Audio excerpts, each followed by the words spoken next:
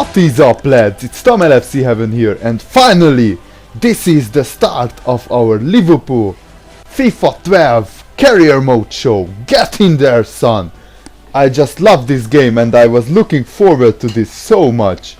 So I downloaded the latest squad updates to get the best squad ratings and up to date. I will play on world class difficulty at first, just for the time being, to get used to the new gameplay and all the different changes, and after a while I will bump up the difficulty to legendary, and I hire three good scouts, and I call back Aquilani and Joko from their loan spells because I wanted to sell them for a profit, because even though I set the board difficulty to semi-pro, Liverpool doesn't have too much money after hiring those three scouts, so I only can get one good player. If I don't, I won't be able to sell Aquilani and Joko. We will see. And here, first of all, we set up a youth academy. First, we set up a youth academy in Brazil, and the second one will be. Let me see what I choose. Yeah, we will set up in Uruguay because, as you probably know, we signed Suarez and Sebastian Coates from Uruguay, who are two very talented, great players, and hopefully we can find some more talents. And the third one I set up in England because we should find some local English talent as well. And the one player I decided to go for is Duombia. And the reason for it is because his rating is 82, but he is a very, very pacey, very good finisher. He has 94 pace and 94 acceleration, and he is only 23 years old. And because they EA fixed the player growth, hopefully he will grow into a world-class striker for us. And if that's the only signing I could go for with 25 million pounds, but hopefully if on transfer deadline day, if I can manage to sell Aquilani and Joko, maybe there will be money available for one more transfer. And here it is, pre-season starts with a game against Hoffenheim, and Ryan Babel returns to Anfield in the colors of Hoffenheim, and I just absolutely love the presentations. And in this game I decided to include my wheelchair pro, but he is only a 73 rated striker, so he will only sit on the substitutes bench till he gets stronger and better, and that will take a while. But the gameplay in this game is absolutely fantastic. I just love the short passing, is so smooth, and I'm glad that they fixed the crowd looks so much better. They fixed that as well. And here Hoffenheim gets a great chance through Obasi and Reina with a world-class save. It was a really, really hard game because I was still getting used to the gameplay, and I like that lobbed through balls and crosses are not as effective as in previous games, so I try to play on the ground. And Suarez, get in there, son! What a great goal at the end of the first half after a very nice passing move. Suarez gets us off to a nice start in pre-season, but it was a game of few chances. We didn't create many chances because Hoffenheim defended very well, and as you know, I'm still getting used to the new gameplay and all the changes. And look at this, wasn't it a penalty? Bellamy was just bundled over by the defense, and I screamed, "Penalty, ref, give it!" Come on, when this happened. But look at this, Suarez with a very good close control, and Bellamy didn't manage to shoot, so I just showed that good passing move for you guys, and that's how this game finished. It's 1-0 to Liverpool. It's a narrow win, and I'm a bit worried for the season because I didn't create too many chances. So hopefully I can get better at this game. I have to admit that playing against the AI is so much harder than in any of the previous FIFAs, and as you can see, CSK Moscow came back to us and they demanded a 27.5 million pound transfer fee, but we only had money for 25.5 million, so hopefully Doumbia can still come to us. And as you can see, they accepted our offer.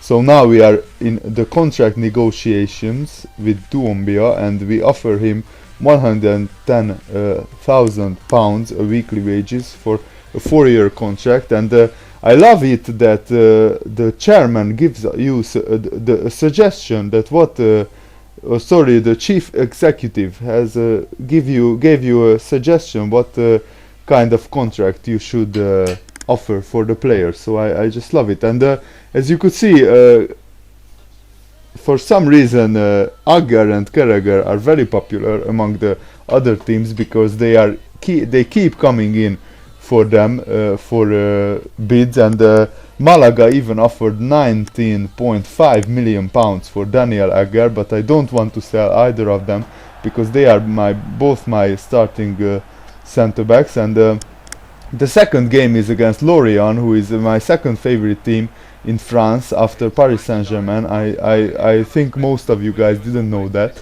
They are just a lovely little small team at the coast side of France, and they are always finishing in the top half of the French league. So they are a really good side. And for this game I changed the complete starting 11. I substituted every player because I wanted to try out the French players and how they work together. And my wheelchair pro makes his debut this season as well. And here another nice passing move, and Kite gets a great shot off, but it cannons back off the crossbar. How unlucky! And that was the only meaningful chance in the first half. So in the second half they had a great chance as well, but Donny kept it out. So this game didn't have many chances as well. And I wanted to talk about the upcoming series on FIFA 12 on my channel. I will do some kind of Road to Division 1 series where I will show you my head-to-head seasons games, and because I love that game mode, and it's a really great change that EA made, because it makes the head-to-head matches so much more interesting, because you really sense that they have a real stake and a real competitiveness of about those games, because you know, if you want to get promoted to the higher divisions, you really have to win, and it's a nice pressure to have, and it's makes head-to-head matches much more interesting. And as you can see here, Doumbia accepted our wage offer, so we